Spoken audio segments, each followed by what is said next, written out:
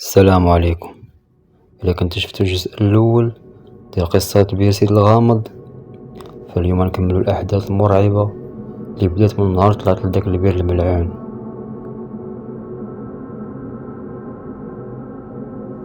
خليناها في ديك اللحظة ملي قال لي الشيباني إلا شفتيها راه حتى هي شافتك.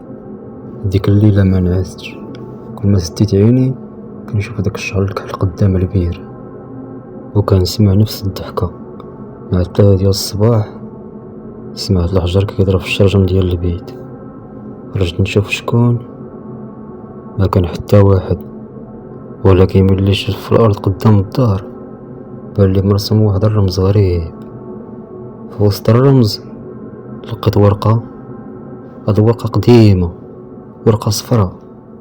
فتحتها بيدي ويدي كانوا كيترعدوا، مكتوب فيها رجعات، وهاد المرة جاية عندك.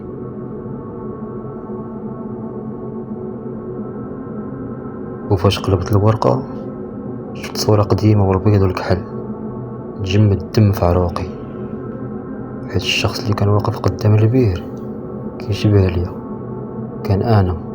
ولكن الصورة كانت مصورة عام 1974. بقيت غير كنشوف في الصورة مصدوم، ميمكنش نكون انا. نفس الوجه، نفس العينين، حتى داك الجرح الصغير اللي عندي فوق الحجبان كان باين في الصورة.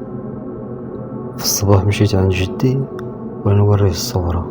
منين شافها تبدل اللون في وجهه، شد الصورة بيدي بجوج كيترعدو وقال لي فين لقيتي هادي؟ عاودت ليه كلشي. بقى ساكت مدة طويلة، ومن بعد قال لي هاد الصورة ديال واحد الراجل سميتو يونس، غبر قدام البير في 1974، وما عمر شي حد لقى ليه الاثر.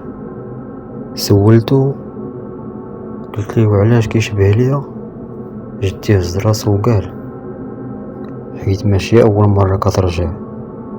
صراحة ما فهمت والو، ولكن قبل ما يزيد يشرح ليا سمعنا الدق في الباب ديال الدار.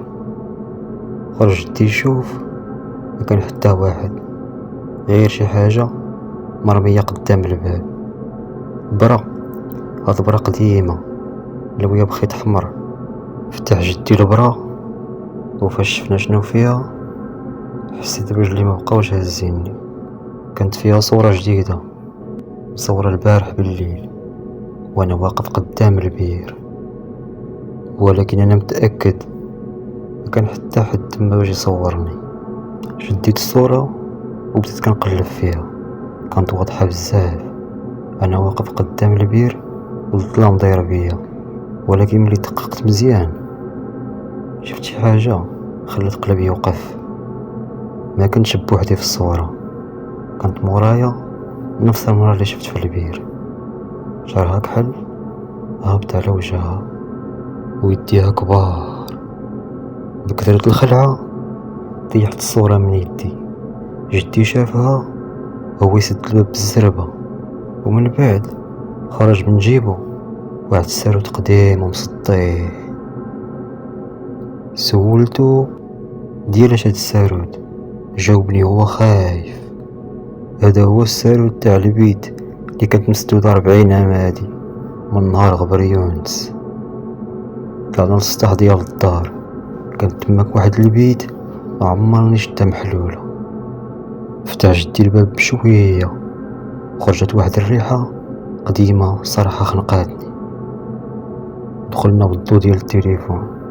الغبرة كانت مغطية كلشي، ولكن وسط البيت كان صندوق ديال الخشب كبير فوقه مكتوب بخط احمر ممنوع يتفتح. جدي غير كيشوف هو ساكت،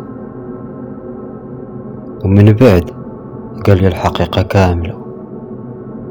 فتحت الصندوق ولقيت دفتر قديم. اول صفحة كانت مكتوبة فيه بخط كبير الا كنتي كتقرا هاد الكلام راهي اختارتك انت. قلبت الصفحة الثانية ولقيت صورة جديدة. هاد المرة ما كانت الصورة ديالي، كانت الصورة ديال جدي وهو باقي شاب واقف قدام نفس المرأة. ولكن الحاجة اللي كانت صدماتني هو جدي كان كيضحك بحال الا كان كيعرفها شحال هادي. بقيت كنشوف في جدي ومليت من هاد الفيلم. تعصبت عليه قلت ليه شكون هي هاد المرأة؟ هبط راسو وقال لي سميتها لاله عيشة. قلت ليه واش عيشة قنديشة؟ قال لي لا. قال لي هاد المرأة كانت عايشة في هاد الدوار أكثر من 100 عام. كانت يتيمة وكانت كتسكن بوحدها قريب من البير. الناس كانوا كيقولوا عليها سحارة، ولكن الحقيقة كانت كتعاون الناس وكتداوي المرضى بالأعشاب. حتى جا نهار غبر فيها واحد الدري صغير من الدوار، والناس اتهموها باللي هي اللي خطفاتو. فواحد الليلة مظلمة شدوها وربطوها حدا البير وهي كتبكي وكتقسم بالله انها بريئة، ولكن ما سمع ليها حتى واحد. من تما غبرات غبرة وحدة. من بعد ايام طويلة لقاو الدري رجع بوحدو. تماك عرفو بلي كانت بريئة، ولكن فات الفوت. سولتو قلتيو علاش رجعت دابا؟ جاوبني هو يقول لي حيت شي حد فتح البير من جديد. صراحة تخلعت حيت تفكرت نهار وصلت للدوار كنت هبطت للبير، فتحت واحد الباب ديال الحديد، واحد الباب قديم كان في القاع. جدي شاف فيا وقال اذا البداية كانت منك. وديك اللحظة طفى الضو كامل ديال الدار، الظلمة في كل جهة، ومن وسط الظلمة سمعنا نفس الضحكة. ولكن هاد المرة ما كانت جاية من بعيد، كانت جاية من الداخل ديال البيت. فاش كان الناس شعلت الضو ديال التليفون وشفتها اول مرة بان وجهها كامل. ما كانتش كتخلع، ما كانتش جنية، كانت مرة شابة وعينيها عامرين بالحزن، ولكن فوق عنقها كان اثر حبل قديم. شافت فيا واحد الشوفة في شكال، ومن بعد قلت اول كلمة سمعتها واخيرا لقيت حفيدو. بقات كتشوف فيا بعينيها، وجدي طاح على ركابو وهو كيترعد وهو يهضر بواحد الصوت مخنوق. سامحيني والله ما كان بيدي. سولتها شكون انتي؟ جاوبت وهي كتشير لجدي انا عيشة، المرأة اللي ماتت في البير اكثر من 50 عام. تجمدت انايا في بلاصتي وكملت هي تقول ما طحتش في البير، دفعوني. شفت جدي بدا كيبكي، اول مرة في حياتي نشوفو كيبكي بحال هكا، واعترف بالحقيقة. في داك الوقت كان شاب صغير وشاف شي رجال من الدوار كيدفنوا سير خطير. شافهم راحوا عيشة من البير، بعد ما رفضات تزوج بواحد من كبار الدوار. خاف يهدر وخلى السير مدفون سنين طويلة.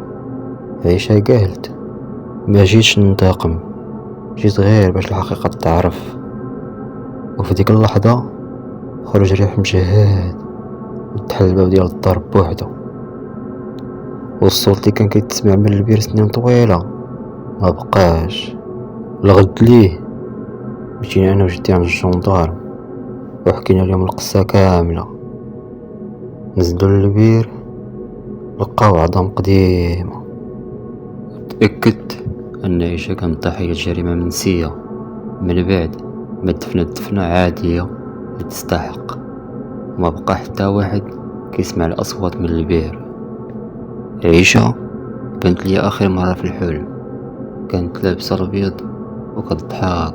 قالت لي شكرا دابا نقدر نرتاح.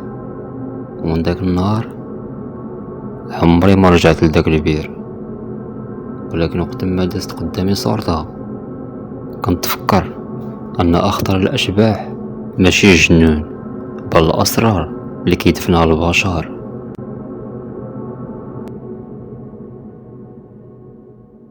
الى وصلتي حتى لهنا شكرا بزاف على المتابعة. الى عجبتك القصة دير لايك وشارك الفيديو مع أصحابك، وما تنساش تكتب لي في التعليقات شنو هو أكتر مشهد خوفك. واش بغيتي قصص الرعب أكتر دير متابعة باش توصلك القصص الجاية. السلام عليكم.